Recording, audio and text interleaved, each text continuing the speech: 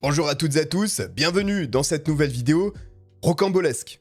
Rocambolesque, croyez-moi, du début à la fin. Il s'agit vraiment d'un type de récit où il y a des événements perturbateurs en veux-tu, en voilà, avec des rebondissements à l'appel. Mais il y a beaucoup de choses à dire, alors on ne s'attarde pas plus, mais en attendant, vous pouvez liker cette vidéo et vous abonner en activant la petite cloche pour ne pas manquer la suite des vidéos à venir, et on peut débuter.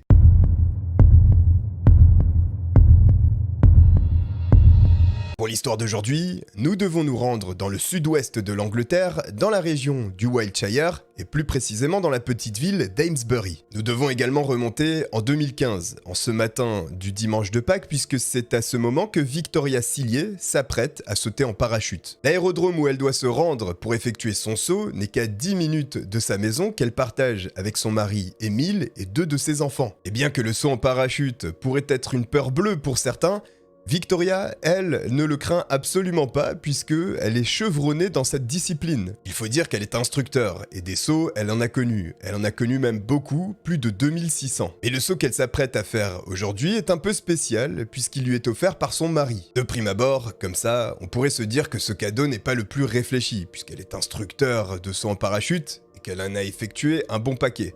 Ceci dit, elle n'a pas eu le plaisir de la chute libre depuis un bon moment, depuis qu'elle a eu son fils en fait, et cela remonte à plus d'1 an. Émile, son mari, a alors eu cette petite attention pour elle, histoire de la remettre en selle. Et celui-ci a tout mis en œuvre pour que sa femme puisse à nouveau goûter aux sensations fortes de la chute libre, et il va garder les enfants seuls à la maison. Et même si la matinée du dimanche était ensoleillée, le temps a commencé à se gâter en début d'après-midi. Et pour une telle discipline, vous comprenez que les risques sont trop élevés lorsque le mauvais temps est présent, alors, ils ont annulé le premier vol qui devait se dérouler à peu près à 13h. Victoria, d'ailleurs, prévient Émile par SMS, elle lui explique que le temps est trop mauvais et qu'il n'y aura très certainement pas de saut aujourd'hui. Émile, souhaitant réellement que sa femme prenne du plaisir, lui répond qu'elle devrait attendre un peu et qu'il y aura peut-être une amélioration et la possibilité de sauter plus tard. Et Victoria maintient que le temps est trop mauvais et elle envisage alors de rentrer à la maison. Mais Émile insiste et lui explique qu'elle doit rester là-bas. L'après-midi avance et les 11 autres personnes qui accompagnent Victoria pour un saut potentiel commencent un peu à s'impatienter. Vers 16h, le ciel commence légèrement à se dégager, mais il n'est toujours pas possible d'effectuer un saut à haute altitude. Ils vont en revanche avoir une autre idée. Un saut à basse altitude est alors envisagé avec les accompagnateurs qui valident cette possibilité. L'avion s'élève alors à 1200 mètres à peu près.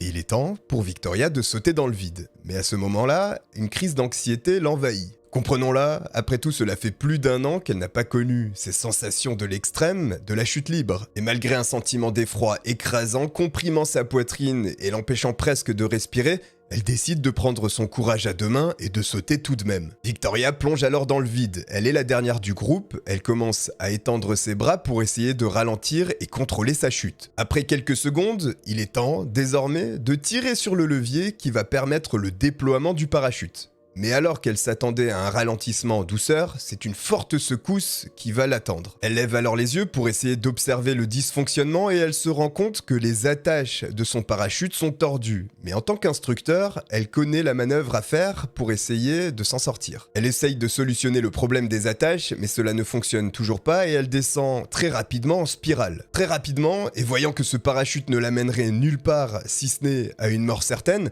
dans un élan de lucidité, elle va sectionner celui-ci pour ouvrir le parachute de secours. Et quelle horreur, puisque le parachute de secours, lui aussi, est défectueux et ne s'ouvre que partiellement, ne ralentissant absolument pas la chute. La femme tombe comme un poids à la vitesse de 100 km/h sans que rien puisse ralentir sa descente. Elle va essayer alors, avant d'atteindre le sol, de ralentir sa chute en écartant ses bras et en croisant les doigts. Et la force de gravité lui fait perdre conscience, et désormais, l'impact est inévitable. Victoria s'écrase dans un champ tout juste labouré. Et c'est exactement ça qui va sauver la vie de la jeune femme. Elle aura de graves blessures et de nombreuses fractures, mais elle sera en vie. De nombreux témoins ont d'ailleurs assisté à la scène et ont vu Victoria s'écraser directement dans le champ. Tellement convaincus qu'aucun être humain n'était en capacité de survivre à un tel impact, les individus étaient déjà arrivés sur la scène avec un sac mortuaire. Et quelle ne fut pas leur surprise alors, lorsqu'ils ont constaté que Victoria était capable d'ouvrir les yeux et de bouger des orteils et des doigts. Mais il faut tout de même signaler que la femme est une miraculée, car elle a des fractures au niveau des côtes, la hanche brisée, des vertèbres cassées également, un poumon affaissé,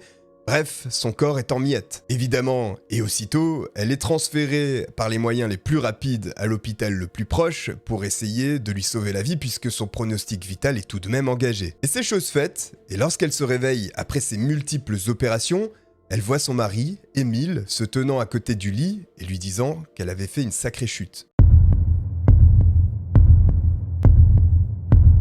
Et Victoria semble être une personne très malchanceuse. Une semaine avant la mésaventure des parachutes dysfonctionnels, Victoria avait déjà échappé à la mort. Un matin, alors qu'Émile n'était pas présent à la maison puisqu'il est militaire de fonction et qu'il avait dormi ce jour-là à la caserne, Victoria s'apprête à préparer le petit déjeuner pour ses 2 enfants. Mais une forte odeur de gaz en provenance de la cuisine inquiète la jeune mère de famille. Elle tente alors d'atteindre la valve qui permet de contrôler l'afflux de gaz et celle-ci se trouve dans un placard. Et lorsqu'elle l'observe, elle constate qu'il y a du sang dessus. Après avoir ouvert un maximum de fenêtres de la maison, Victoria envoie un message à Émile en lui expliquant la situation. Et celui-ci répond qu'effectivement c'est bizarre. Et dans la foulée, il lui demande si la cuisinière fonctionne. Et Victoria indique qu'elle n'a pas l'intention d'en avoir le cœur net, puisque dans le cas où elle l'allumerait, il y aurait un risque de faire sauter l'entièreté de la maison. Très clairement, il y a un mystère qui plane au-dessus de Victoria. Et dans cette histoire, quelque chose qui ne tourne pas rond.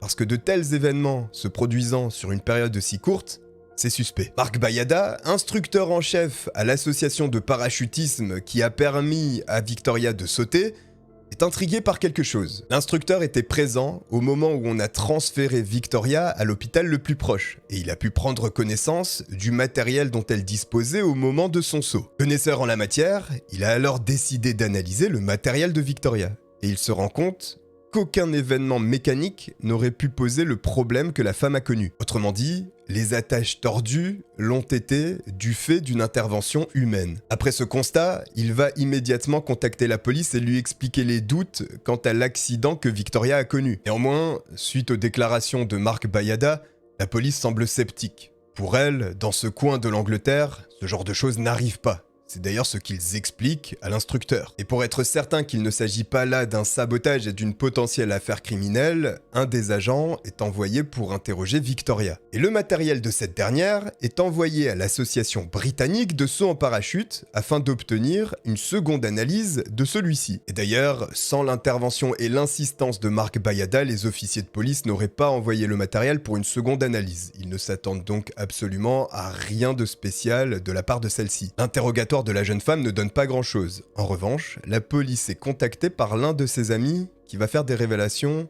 inquiétantes. Celui-ci va en effet exposer les problèmes domestiques que connaît le couple. Il ne s'agit pas là de problèmes physiques, comme on pourrait s'y attendre avec des yeux au beurre noir, des bleus sur les bras, mais bien une violence psychologique. Selon cet ami, Émile contrôle sa femme, il la manipule et n'hésite pas à lui mentir en lui expliquant qu'il part en voyage d'affaires, alors qu'en réalité, il va voir des amantes. Il semble également qu'il tourmentait émotionnellement sa femme avec des messages réguliers laissant penser à une fin de leur relation, sans jamais, et bien sûr, passer à l'acte. Après de telles révélations, des soupçons vont naître chez les enquêteurs qui vont devoir approfondir pour faire le clair sur cette histoire. D'autant plus que l'association britannique de saut en parachute va venir confirmer l'analyse qui avait été réalisée dans un premier temps par Marc Bayada. Les policiers, dès lors, ne peuvent plus ignorer l'ensemble de ces éléments et vont creuser. Les enquêteurs découvrent alors effectivement le grand nombre de liaisons extra-conjugales qu'Émile entretient. Celui-ci continue de coucher avec son ex-femme qui habite à proximité, mais il fait également appel aux services de travailleuses du sexe ainsi que d'escortes. À ces infidélités se superpose le fait qu'Émile est très endetté et qu'il a déjà emprunté pas mal d'argent autour de lui, et notamment à sa femme Victoria. L'ardoise se chiffre en plusieurs dizaines de milliers d'euros, et il a même déjà également escroqué sa femme en retirant pas moins de 10 000 euros de son compte épargne. Et lorsque celle-ci l'a constaté, il lui a expliqué que très certainement, elle avait été piratée. La police découvrira par la suite qu'il s'agit là d'un mensonge éhonté, puisqu'en réalité, la même adresse IP que celle d'Émile a été utilisée pour effectuer le transfert. Avec tous ces éléments en leur possession, les enquêteurs vont commencer à concentrer tous leurs efforts sur Émile, le mari de Victoria. Ils vont alors découvrir de nouvelles choses sur les liaisons extra-conjugales d'Émile et des situations cocasses, puisque les agents de police vont récupérer l'ensemble des communications téléphoniques d'Émile, que ce soit par SMS ou bien appel. Et ils vont constater que cet odieux personnage, alors même qu'il est en train de demander la liste des courses par SMS à Victoria, négocie aussi un prix avec des prostituées. Et surtout, ils vont découvrir qu'Émile est tombé amoureux d'une femme qu'il a rencontrée auparavant sur Tinder. Et celle-ci partageait la vie du mari de Victoria à la caserne où il se rendait régulièrement et où il avait un logement. Et alors que Victoria venait de mettre au monde leur dernier enfant,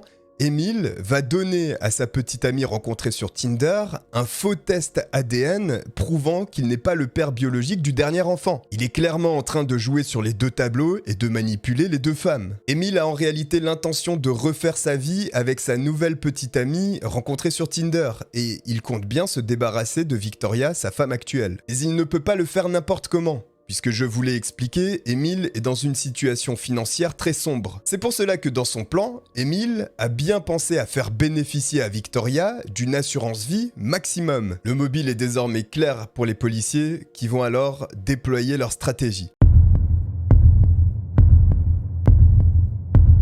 Le 28 avril 2015, Émile part au travail sans savoir que quelques instants plus tard, il serait interpellé par la police et mis en état d'arrestation. L'homme est silencieux et reste calme jusqu'à ce que les enquêteurs se positionnent face à lui et commencent à l'interroger. Et aussi surprenant que cela puisse paraître, Émile va tout admettre. Tous les soupçons des policiers sont confirmés par des aveux. Les tromperies envers sa femme, les dettes d'argent également. Tout va être reconnu, y compris la manipulation du parachute de Victoria. Car le samedi 4 avril, alors que toute la famille se trouve à l'aérodrome, Émile va se saisir du sac de Victoria pour le déposer aux toilettes. Quelques instants plus tard, après en être sorti, il retourne au sanitaire pour manipuler le parachute de sa femme et le rendre défectueux, ainsi que le parachute de secours. Et une fois qu'il en a fini, il repose le sac dans le casier de Victoria. Émile est interrogé 6 heures durant. Et à aucun moment il ne montre un quelconque remords. Pire que ça, il est arrogant et les policiers se rendent compte alors qu'ils ont affaire à un psychopathe. Il ne se soucie que de lui-même et il démontre clairement des troubles de la personnalité. Et l'affaire, et malgré ses aveux, est très loin d'être résolue. Parce que le lendemain, les policiers vont rendre visite à Victoria. La femme, tout naturellement, est en mauvais état suite à sa chute. Et en plus de ça, elle doit gérer un bébé et un enfant en bas âge. Et lorsque les policiers vont la questionner, elle ne va pas coopérer. Elle explique et supplie les agents de la laisser communiquer avec son mari.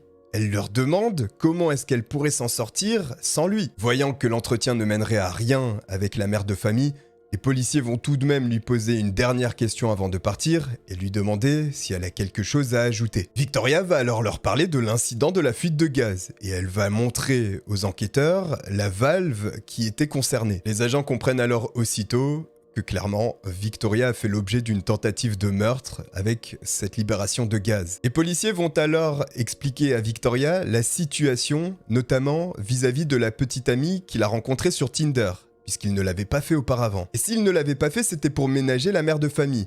Et désormais qu'ils ont entendu parler de cette histoire de gaz, ils ne prennent plus de pincettes et lui ont annoncé. Et elle est vraiment furieuse. Assez en colère pour faire une nouvelle déclaration bien plus détaillée aux policiers. Et celle-ci ne se fera que quelques jours plus tard, et l'enquêteur en charge de l'interrogatoire sera une personne un peu plus douce pour ne pas brusquer la jeune femme encore fragile. Il s'agit du sergent détective Nick Bailey. Et Nick Bailey, on en reparlera dans une autre vidéo un peu plus tard. Quoi qu'il en soit, Victoria va parler, et elle va confesser qu'a priori, la personne qu'elle connaissait en Émile semble ne pas exister.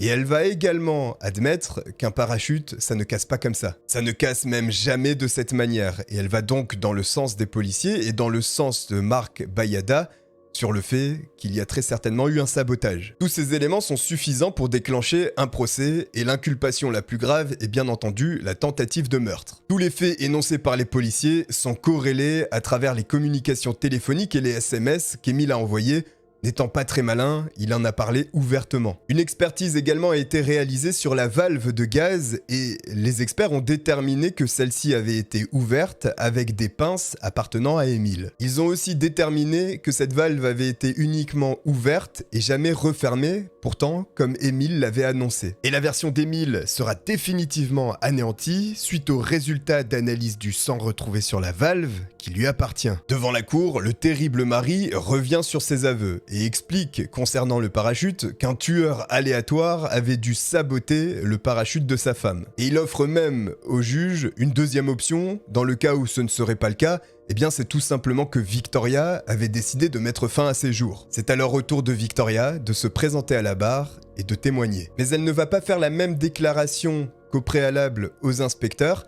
Elle va tout simplement aller dans le sens d'Émile et le protéger. Contre toute attente, et à la surprise générale des inspecteurs, eh bien, Victoria va les pointer du doigt et expliquer qu'elle voulait changer de version, mais qu'ils ne l'ont pas laissé faire. Les policiers concernés par l'affaire sont alors évacués de la salle d'audience et le jury va demander à Victoria quelle version elle décide de présenter devant la cour. Victoria décide de continuer à protéger son mari malveillant. Et pourtant, le jury va lui demander combien de chances y a-t-il que les deux parachutes soient défectueux ensemble au même moment? Elle répondra « une chance sur 1 million » venant en contradiction avec tout ce qui a été présenté auparavant. Les experts précisent même qu'aucun cas de cette nature n'a été relevé nulle part dans le monde entier. Mais ce procès va se désagréger au fur et à mesure lorsqu'une histoire d'intimidation des jurés va émerger. À la fin de l'année 2017, c'est le chaos total et aucun verdict ne va ressortir. Émile va être libéré sous caution. Bien entendu, il est exclu qu'il entre en contact avec Victoria et qu'il lui parle directement ou même la rencontre. L'année 2018 voit alors un second procès naître pour condamner potentiellement Émile. Et cette fois-ci est la bonne, car en rendant un verdict jugeant coupable Émile à 10 contre 2 lors du vote, le jury va engendrer une condamnation à vie de celui-ci. Ceci est accompagné d'une période de sûreté de 18 ans, et ce, malgré le témoignage de Victoria en faveur de son mari. Et cela se comprend parce que Victoria était manipulée émotionnellement. Elle était attachée à lui alors que ce psychopathe lui avait fait du mal et avait l'intention de se débarrasser d'elle. Mais alors qu'Émile est incarcéré, et alors qu'il ordonne à sa femme de venir lui rendre visite en lui expliquant qu'il est la seule chose qui lui reste au monde, au fur et à mesure, celle-ci va finir par prendre du recul et se rendre compte de la situation. Au bout du compte, Victoria fera sortir Émile de sa vie et c'est tant mieux comme ça. Voilà pour cette vidéo totalement dingue et rocambolesque avec des rebondissements de partout et la tentative de meurtre d'Émile est juste dingue. J'espère que cette vidéo vous a plu, n'hésitez pas à liker et à vous abonner pour ne pas manquer la suite des vidéos à venir. Je vous dis à bientôt et merci de m'avoir regardé. Ciao.